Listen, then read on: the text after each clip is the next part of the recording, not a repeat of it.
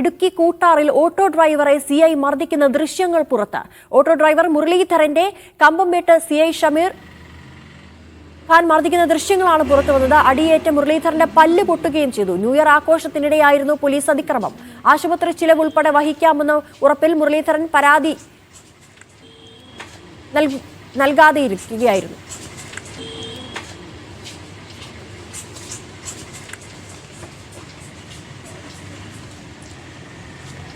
വിവരങ്ങളുമായി ഇടുക്കിയിൽ നിന്ന് സിജോ വർഗീസ് ഉണ്ട്. സിജോ, എന്തിനായിരുന്നു ഈ ഉദ്യോഗസ്ഥൻ ഇയാളെ മർദ്ദിച്ചത്? അതിലെ ന്യൂ ഇയർ ആഘോഷത്തിന്റെ ഭാഗമായി ഡിസംബർ 31 രാത്രി 10 മണിക്കാണ് ഈ കേസിനാസ്പദമായ സംഭവം നടക്കുന്നത്.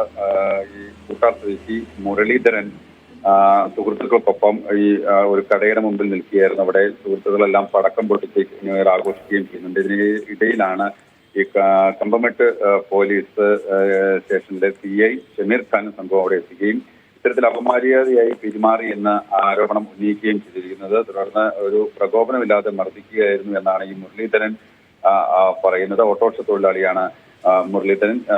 തുടർന്ന് ഈ അടിയേറ്റ് പോലീസിന്റെ അടിയേറ്റ് മുരളീധരന്റെ പല്ല് ഒടിഞ്ഞു പോവുകയും ചെയ്തു.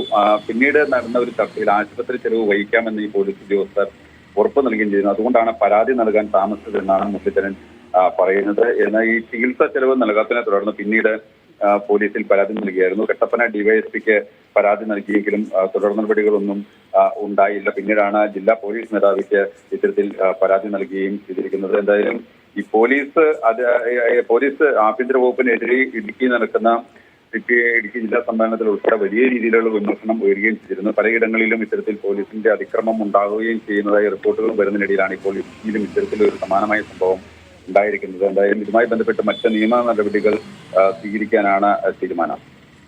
ശരി, ഇടുക്കിയിൽ ഓട്ടോ ഡ്രൈവറെ സിഐ മർദ്ദിക്കുന്ന ദൃശ്യങ്ങൾ പുറത്ത്.